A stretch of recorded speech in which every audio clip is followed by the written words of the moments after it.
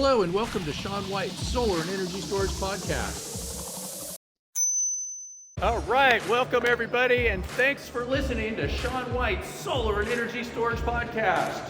You can check me out at SolarSean, that's solarshawn.com.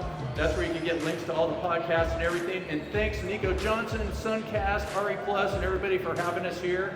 And I've got here Bill Brooks, and he almost doesn't need an introduction. We were teaching an NEC class yesterday. He's been in the solar industry longer than he's been alive, if you can believe that. And then Johan, he is the Johan. He does have a last name, but he's just saying he's kind of like Ronaldo. Everybody goes, you know Johan, and Johan is sitting right next to me too. There's only one Johan that I know of. Yeah. So it's like, hey. Unless you're in South Africa. Yeah, if there's another one, we're going to change his name, man. And Johan and I go way back too. We started off working with the Wentworth family, and that was quick mount, and so Johan's an expert at racking and all this kind of stuff. And so what our topic is today is we're going to talk about things that are fun, and we're going to talk about the future, some soothsaying. So Bill's really good about soothsaying. Johan's really good about fun, and so I'm going to probably switch back and forth and talk about things that are fun in the future and get a little bit crazy and stuff. But just when we were, just when we were getting started, before we were talking, Bill was mentioning that he was at the first one of these, and so we're also going to get historical on you right now. What is the first one? Because Bill's going to tell us. I would consider the first one of these happened was called Utility Photovoltaic Group, and it was in Chandler, Arizona in 1994. And then SIA had a conference going on at the same time, and they were parallel. And so at some point, Gather around, kids. Grandpa's got that's stories. right. Grandpa's got stories. So both of them kind of they merged, and then they kind of went down the tubes. And Julia Ham is the one that really kind of resurrected all that. And the thing you see today is kind of her resurrecting of all that and creating this, and it just grew and grew and grew. And you know, along with the solar coaster, it's been up and down. You know, we've had some years that were 3,000 or 4,000, and some that have been, you know, like this. So, you know how like when everybody was kind of upset when they switched from SPI to RE Plus. So what was it at first? So there was the SIA conference and the UPVG conference, and like I said, those things. So it's the UPVG was Utility Photovoltaic Group. And, UPVG. And then SEPA came out of that. Okay. So Solar Electric Power Authority came out of that, and that was a utility. That was kind of the rebirth of UPVG. They rebranded it, and then SIA kind of joined that, and it went forward. So I'm going to start calling it UPVG, like an old school guy. That's really old. That's really old. So welcome to the way back to the UPVG mid-90s. conference. Yeah. So it's been around a long time. Back then, it was just utility people allowed at that conference, and there was like 10 of us that were not utility people that we snuck in on it. So no cool parties. The parties were really cool. Really? Yeah. So it was a very small group of people. So any shirts that linger around from that? Boy, I don't know that I have any from way back then. So I remember one conference they did a cool thing where they brought out old vintage shirts from all the solar conferences. Nice. And I guess you could say I'm semi-dating myself a little bit. I've got some from the early 2000s. I've got hats from way back, you know, and I like to I wear my Wiley hat now because they're, you know, He's got a Cylinder shirt. Yeah, Cylinder's awesome. Yeah. They're going to come back. It's going to be the corporate messiah resurrection. Something. That's what I'm going for with when the AI takes over, you know. So I don't know. We don't have like a full dedicated audience, but it'd be pretty interesting to know what our crowd is like. Like how many people have been in the industry for more than 5 years? Right? Like make noise. That's right. 10 years. 20 years. Yeah, Bill, how many years? 36. Any 36? That's fun. There's good stories. No, it is. You know, and they were talking about, you know, what do you come here for, and it's cool to see all the people because I don't know anybody, you know, and but when we started, everybody knew everybody, And then when you run into people that were around 35 years ago, it's super cool because you can look at them and just go, it's cool. Huh? And I mean, not to take away from anybody who's getting into the industry, I mean, if you're new to it, I mean, as Sean said, I like to talk about the fun parts. Yeah. I mean, I got into this industry because I was environmental in college and I was studying all kinds of different stuff, including biology, you know, and renewables. And then I just got into solar. And the reason why I stay in it really is the people. You know? And the people are really cool, and there still are a lot of people who've been in it for a long time, or people get in it for the first time. And I really love it's like we all are. It doesn't matter what political party you're on, you know. And we got the debate coming up. It doesn't matter. I'm friends with guys who are super on one side, and I grew up in Berkeley, California, you know. And we have fun together. We talk about the same things. You know, we are in the industry together. We see it rise and fall. You talk about the solar coaster. We're on this shit together. Yeah. So we got to do it together. So it's fun to see each other. It's always been one of the areas in government and politics that there's been a lot of bipartisan support historically. It really has. And so it's different when it gets political because it's like it doesn't have to because, you know, there's been a lot of history there. You know, there's good people on both sides of the aisle that are really strongly in support of it. And the problem is that when one side or the other takes it on as a political thing, then the other side goes, well, I guess we should oppose that because, you know, we don't want to look like we're agreeing with those guys. And so that's where it's frustrating to me of being in it for so long. It's like, it doesn't need to be political. It doesn't. There's benefits to it. We don't need to oversell it. And that's, you know, I consider myself a technology ambassador, really. And, you know, this technology captured my attention, you know, a really long time ago. And I was in, you know, it's just like, okay, this is what I'm going to do for the rest of my life. And so, you know, where do I start? It's like, well, there isn't any industry right now. So I guess we start at the ground level, start digging the foundation. Okay, let's do that. So I dig the foundation for a while, and then, okay, let's put some stuff on it, and let's go from there. And so, you know, it's you know, the good news is if you do the right things consistently, not caring about yourself or, you know, whatever, good things happen. You know, but it takes a lot of persistence. It takes a lot of grit. It takes a lot of, you know, pioneering. The whole pioneering aspect of this industry has been, you know, I guess I'm just kind of built that way. And it's like when the first utility company that told me I couldn't do solar, you know, crossed me, I was like, oh, we're on now. Let's do this thing. And so, you know, now I have a lot of utility friends for sure, and I have clients that are utility companies, but it's about, you know, this technology is not. You know, the old pioneer stuff was, well, a bunch of hippie guys in Northern California. It's like, no, it's like for everybody. Yeah, so let's kind of get back to our topic. So making solar fun and talking about the future. That's not fun? Politics is not fun. Yeah, sorry. Yeah, and actually the debate is starting right now, and we are changing the outcome of the election with all these people here not watching the debate. So yeah, we're taking over a tremendous amount of the airtime. You just write my name in, forget about all those other people. And so let's see, let's ask Johan about all the different things he's done to make this industry more fun. You got the solar battle of the bands, and go for it, Johan. Well, okay, I'll talk him up a little bit more then. The solar battle of the bands. I was actually at the first one that wasn't even called the solar battle of the bands because it was just Johan's band playing at the Utah over in San Francisco, and then the next year I think it was, he started called the Battle of the Bands, and then there's all these bands, and one of them was even named after Rapid Shutdown, which is a term that Bill coined, and it was just a lot of fun. And it's coming back, right? It's going to be in San Diego? Well, so the Solar Battle of the Bands, I don't remember where the first one was. I think it was 2011, I think, and it was in San Francisco. Similar to your story about that conference, that was small. The Intersolar Conference back in the day was just in San Francisco, and it was a semiconductor conference, and it was small.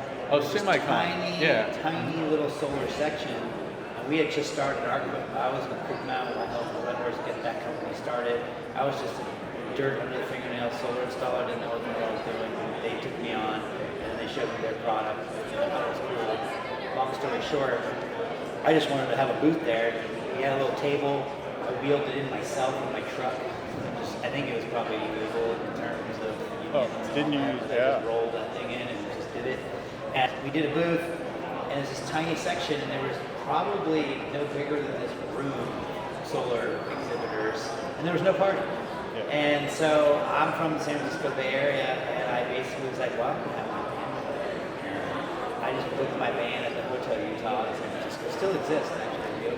Old San Francisco venue. Rob Williams came out of there. Awesome spot. Dirt, dive bomb, total dive bomb. Anyways, long story short, the reason why I think this industry is so cool is because there's so many cool people. And I had my band play there, and I just invited people and said, hey, we're playing down here, it's just a spot. For some reason, everyone thinks I know where to go, where the solar party is. So I just learned quickly, you just pick a spot and say there, and then everybody goes there. And we just want to hang out, who cares where we are? So we ended up at the Hotel Utah, and that place just blew up, solar people took over, and it was really fun. And then, long story short, somebody, another solar, my company, or my band, they were, we were dirtbags. I got them jobs in the solar industry, just to be real. And they still work in the solar industry. Oh, cool. And anyway, so people start calling us a solar band. And I'm like, we're not a solar band, we're just guys who work in the solar industry, we play music, whatever.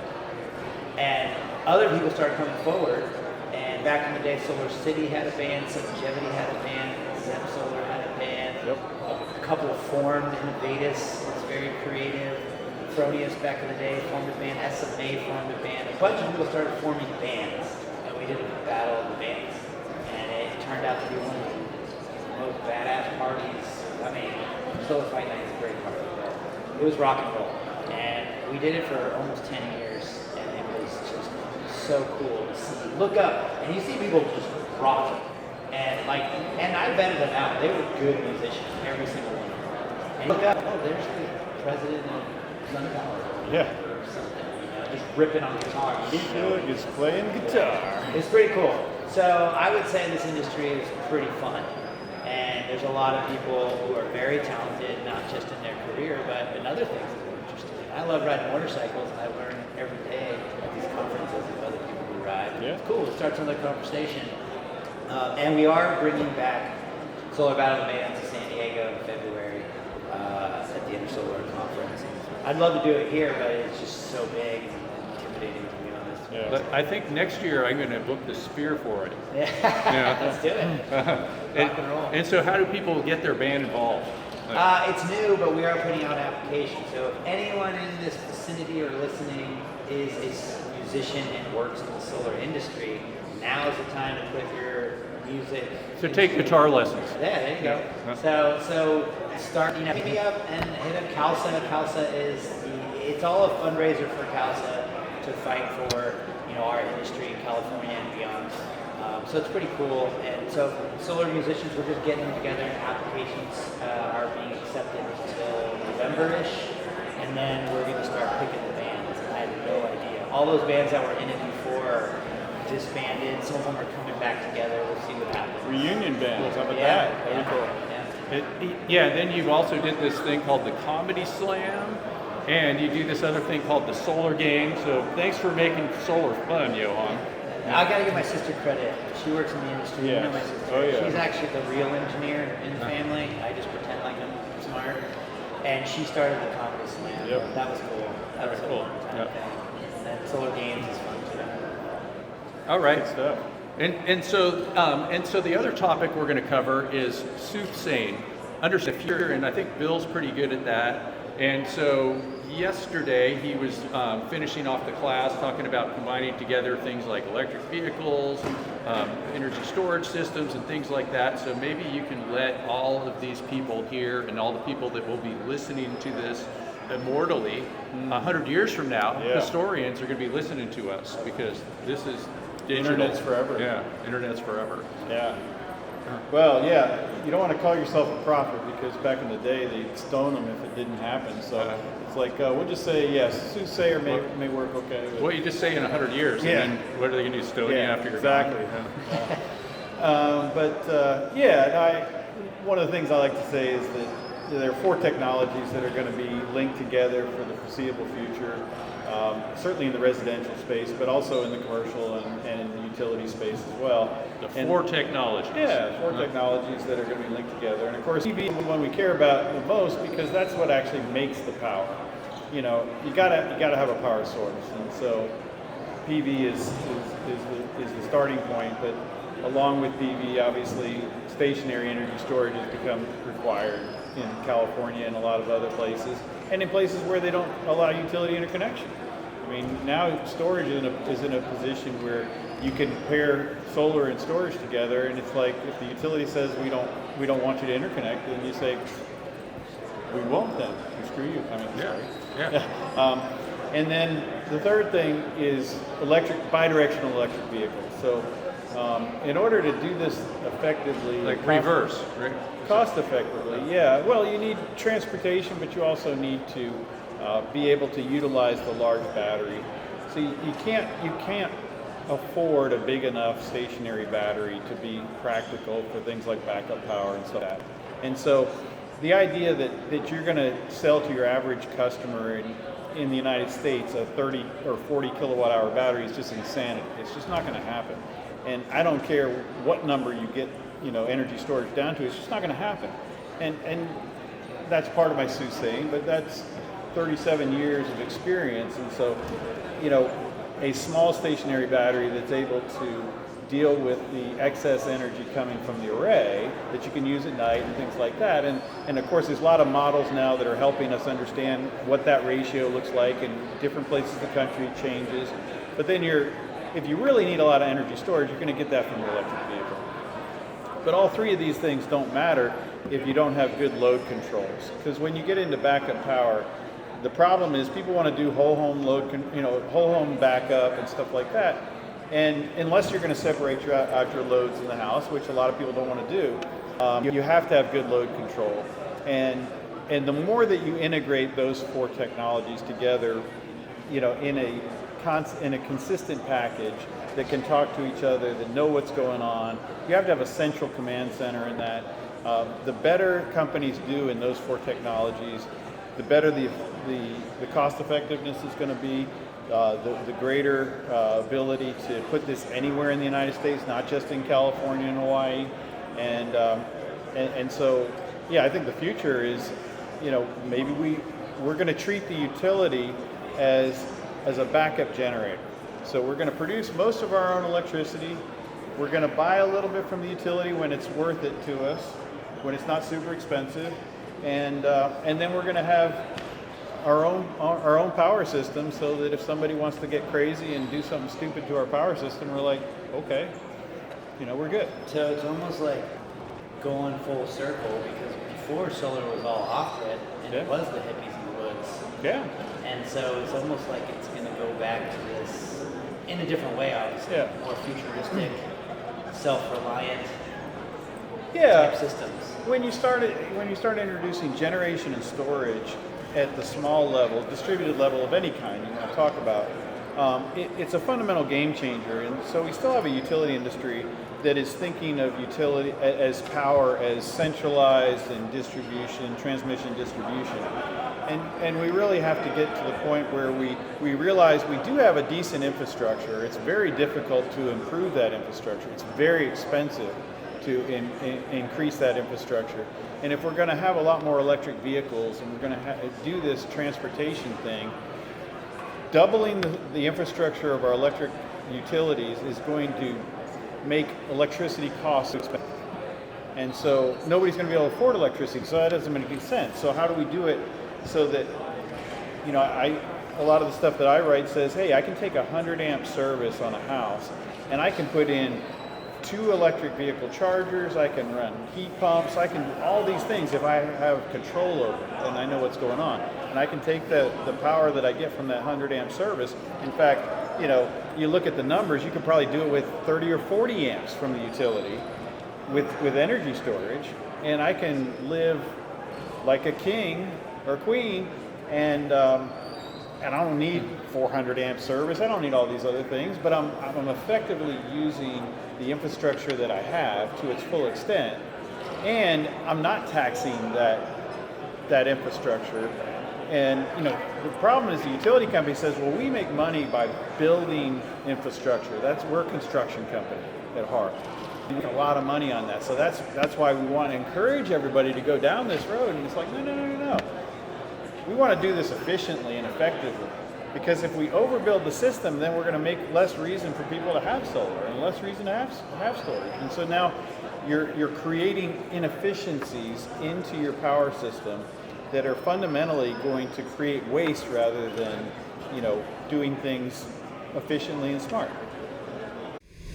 We interrupt you for a very important announcement. Shaun White's Solar and Energy Storage Podcast has been brought to you by Shaun White's Solar and Energy Storage Podcast. That's right, Shaun White is sponsoring his own podcast, and he wants to remind you to go check out some of his classes.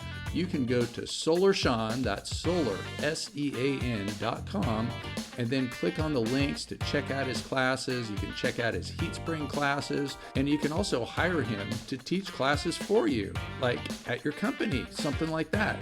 Now back to the show. That's pretty cool. So I'm going to have utility backup. So we're changing the definition of utility backup. Utility's the backup, man. Absolutely. Utility's the backup. They are not the primary source. Yeah. And so then I was thinking of some other things too to like make solar fun and in the future. And so some of the crazy things that I was thinking of that you guys would probably think I'm totally crazy, but if you really think about exponential growth and logarithmic growth, that kind of stuff, I mean, it's crazy to imagine where we're going to be, computing power, the growth of the solar industry, how long, if the solar industry keeps growing like this, how long until the Earth is a giant solar ball, or all of our solar is going to be in space, and we're going to have some kind of Dyson sphere or something like that. There's all these kind of future technologies. So I don't think that's going to happen. Sorry, Tom. Yeah. Well, wait. I'll bet you 200 years. Yeah. Come on. And so I thought of some other stuff too. So one of them is like we're going to genetically modify seagulls to poop butyl rubber to seal up the penetrations. What do you think? Nice. Is that? Sounds like a bunch of bullshit. That's right. Or bird shit. I mean, like genetics. That's a technology that's really taking off and stuff. The one thing that you worry about with technology though is like, is it going to need us humans, or we're going to like maybe we will live 200 years? Here's the problem. Our technology runs on electricity, and our electricity system is unbelievably vulnerable to natural disaster and terrorist attack. Unbelievable. You can't even imagine how easy it is to take down our system right now. And so, the whole point in moving forward, if you keep going, the guys in the black jackets are going to tap. They are going to tap us. Yeah. But that's why you have to have a system that is resilient, and that's where distributed energy makes sense and distributed storage makes sense. Because if you fundamentally take away the strategic advantage of damaging the electrical system, then it's no longer a target. So right now it's a huge target, and they can, bad players can economically affect around the world in a major way. So, and I know it sounds like black helicopters and crap like that, but it's just absolutely true. I see one. And so the point is, how do you make communities, how do you make homes, how do you make businesses, resilient enough that they're just impervious to that? And it's like, I don't care what happens. We have become so technologically dependent upon our communications and our internet and things like that. We just cannot afford to have these things break down. It will literally, at this point where our dependency is, it would create chaos. And that's not a great situation to be in. And we have a solution. We have the ability to play a reasonable part in it. I'm not saying we're going to solve all the problems. I'm just saying that we can play a significant role, and that's the way businesses are going to have to approach the world. It's just we live in a different world now, and it's partly because we have chosen to become this dependent upon electricity. I mean, just turn the lights off for a while and find out what happens. It's you go around the country where they've had major outages, and it's like Stone Age in a day. I mean, these people just don't know how to survive because they don't realize how much they've come to, they don't understand how much they've relied on this technology that's all around them, and it's very reliable right now. But we also live in a very benign environment right now. In Texas, it's like 2 years ago. Yeah, no, that was a shit show. It was crazy, and a lot of people got solar and storage after that, right? Puerto Rico, right? What happened there? So these are people that have learned from history, from examples that, fool me once, shame on you, fool me, right? I can do something. I'm American. I have some, I have some ability to address the issue, and so why not do it? You may not be backing up your whole home or whatever, but you can keep things going well. So what does a prepper's house look like in 2025? Mine. What do you got going? I got about 35 kilowatts of PV and maybe 50 kilowatts of hours of storage. I don't know, something like that. Do you have 3 electric vehicles? What do you want? Do you have a secret bunker you can't tell us about? That's right. I have an electric bike too. And I have a motorcycle. 2 of them. And he even knows how to pedal a bike too. That's right. That's like really hardcore. That's right. Electric motorcycle or gas? They're both gas. Yeah, I'm looking at changing. I've got a couple non-running bikes that I'm thinking about, doing a little electric upgrade on. The electric motorcycles are coming in. Yeah. That's me selfish talking about motorcycles. We've got a sailboat together, but I've got a catamaran, and I want to turn that into an electric catamaran. Forget the mast and the sail. I'm just gonna put a big old battery on that sucker and just take it out to the lake. Batteries out on water. That's right. Sounds awesome. It's awesome. What the heck? What could possibly go wrong? So then another future technology I was kind of thinking of that's kind of fun and crazy is to have how far in the future until we have micro drones that you can't even see that use like sort of the technology from 3D printing to build your house and spit out 40% efficient silicon crystals on top of it. This is the Beavis and Butthead section. Yeah. Well, people coming out of there are like, what is talking about?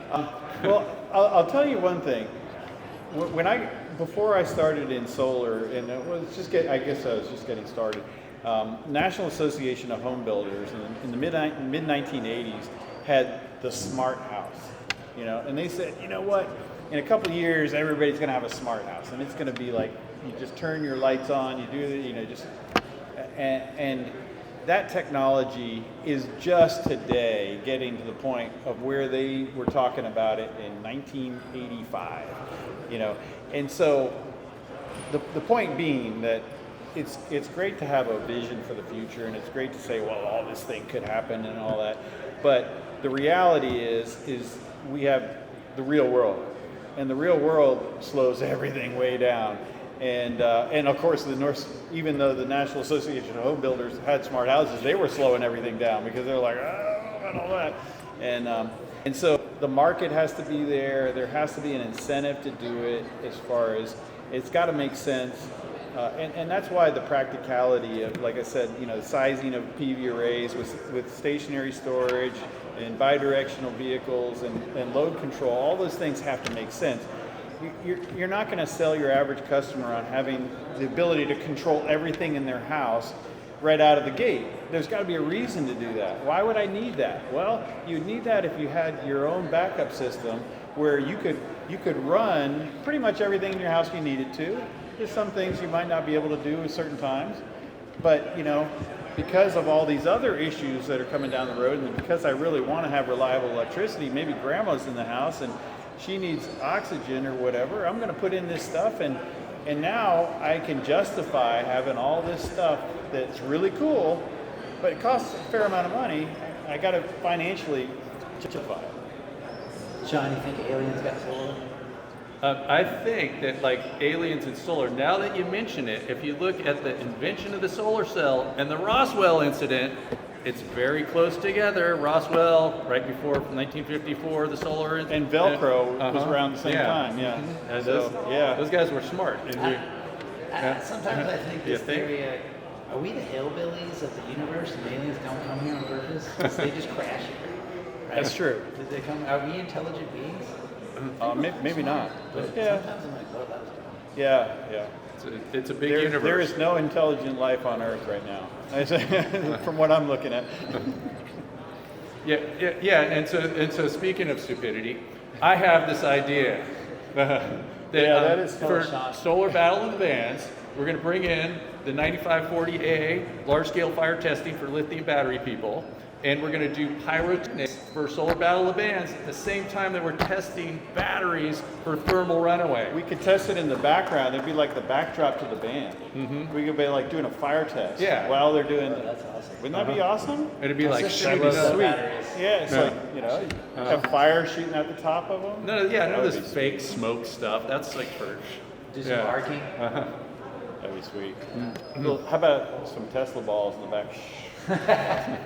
Oh yeah. So Tesla coils and Tesla stuff. Yeah. coils, that'd be big awesome. old huge sparks, and then that could be like carried. Like, why do we even have conductors? Like, why don't we just put all the PV in the world together in series? He was working on it. and it would just go right through the air. We wouldn't need any stupid conductors. If he hadn't gone crazy, he might have Yeah. solved that one. Copper. It's like Tesla's working on it. He was definitely working on it. Like, did you know if you had a megavolt that you could transport a megawatt with a speaker cable, with something as small as your phone charger, 1 amp, megawatt, megavolt, 1 amp. What about that high pulse technology they got now? It's power over Ethernet, and it's pulsing power over Ethernet, and it's pretty interesting stuff. Like on your Ethernet cable, it's like how many? So high voltage pulse they're putting on the Ethernet and on the Ethernet cable, and How high is the voltage? Do you know? I don't know, but Is it a megavolt? That's my favorite number. no. It's crazy though. I mean, if you really think about it, think about in the 90s, the concept of this. Yeah. Computer in your pocket, you know? It's wild. Like back then, nobody thought that was going to happen. I mean, Blackberries were a new thing, and that was cool. Where are we going to be in 30 years, 20, or I don't know, 50 years, 100 years? They're going to be laughing at us at the solar thing? Or It's hard to say, I mean, the reality is we have a real world that we have to deal with. So that's why I brought up the point of the smart house in the 80s. There has to be a good economic and market case for whatever we do, whatever happens moving forward. When the first smartphone came out, it was just like, here's something really cool. We think people are going to actually do something with it. And they gave you a few apps to kind of start people on the idea. And, the iPad came out, same kind of idea. It's like, this thing is pretty worthless until people figured out, okay, well, here's what we can do. And so it takes time, and you got to build that case. And that's the way I see it with all these things, is that, any one of these technologies could become a real game changer. But it's going to be that the companies that are able to integrate it effectively, and that's really what you're looking at with an iPhone is it's an integration of a whole bunch of technologies, and then you come out with a new sensor that goes into it. What are people going to do with that new sensor? And you're like, the people that invented the sensor really didn't. They had a couple ideas, but when the real ideas come out, they're like, well, we never even envisioned that at all. So that's where the creativity comes in, because people are thinking about, well, how can I monetize this? How can I do something that's interesting to people and that they want, and that can help them do their job better, I mean, coming from the racking world, I've always worked in racking, and it's like, the solar roof thing was a cool idea, but as soon as BIPV in our industry, we've always said, like, good luck, boys. Yeah. It's not going to work. And still, it's not. Well, do you think it will work, like, in how long? Like a million years? It's the idea of the future, and it always will be. The solar roof. Yeah. So I agree. So, I started my career in the field in 1988, and in 1978, there were 10 different manufacturers of building integrated PV. 1978, okay? Little companies like General Electric, you ever heard of them? You know, and they were building this stuff, and they were trying it out and testing it. And everybody, in 1978, if you were to tell any one of those companies or anybody that had anything to do with solar that we were in 2024 going to be installing frame modules on a residential rooftop, they would have laughed in your face and said there's absolutely no way that's even possible. And so here we are in 2024 putting frame modules on rooftops, and guess what? It still makes sense. That's the only reason we're doing it, not because we're Luddites or anything like that. It's because it makes sense. It works. And it works. And the attempts at building integrated PV have been mixed. I'm not saying they're all bad. I think that some of them are good, and some of the technologies that went away in the mid-2000s, when Schwarzenegger came to office in California, he said that every new home was going to have solar. That's back in 2004. And the National Association of Home Builders sat him down and said, no, they're not. and so it didn't happen. But all these companies lined up and built some products, and some of those were pretty darn good. You know, and some of them are still even working. The cylinder, I mean, all jokes aside, the cylinder tube thing is actually pretty cool. It was super cool to look at. I think it pissed us all off that the government funded a technology that was semi-experimental, new, and extremely expensive. And it's like, why not just fund what we're already doing and help us out here? Don't get me started. Yeah, exactly. But the technology was pretty cool. Didn't you save one, or you have a couple? I mean, where are those? I just got the shirt, but I think the last time you checked, you could still get them on eBay. You can get the shirts on eBay. Spontaneously You can catch get on fire. the lightsabers So on eBay. Yeah. But the concept is kind of cool. Like Yeah. reflecting off in a tube, glass. No, it was cool. It was the new. Everyone tries to come up with something new and innovative. There's all kinds of stuff at this conference, I'm sure, but some of it's a little wacky, and some of it's like, huh, that's interesting. Well, it's brainstorming, right? So you brainstorm, but at the same time, you know, a large Asian country, you know, sat down and said, okay, we want to get involved in solar, and guess what they did? They did crystalline silicon. That was the tried and true technology that worked. And you know, if the U.S. government had done anything near what they did in investment in the technology, we wouldn't be talking about it in the same way. You know, the problem the U.S. has always had is that we always got to go after the next thing, and the next thing. The real thing is staring us in the face and going, just use me and make me better. And so that's just part of the problem. But you know, here we are. All right. Well, it looks like I got the tie it up signal from the guy on the skateboard. So should we could be rebellious and keep going, or we could maybe let them try to invite us back next year. Yeah, that's probably better. Yeah. Okay. I'm surprised that we're competing with the debate. We still got people here. You guys lost. We're way more excited than those people. They guys got here. Yeah. So thanks for having us. Thanks, Johan. This is fun. And so, for Bill, you can get a hold of him at brooksolar.com with one S in the middle. He couldn't afford the other S. Yeah. Brooksolar.com. Pay by the letter. And Johan, you could just, what is it, Johan.com or something like that? You can find me. I'm a mystery. Yeah, so it's like you Google things. You type in Johan Solar. That'll get there. Bill Brooks, Solar. Johan Motorcycle, Solar, something like that. Good bass player, singer, all that kind of stuff. And thanks for listening to Shawn White's Solar and Energy Storage Podcast. You can find out more at SolarSean, that's SolarSean.com. Get educated, man.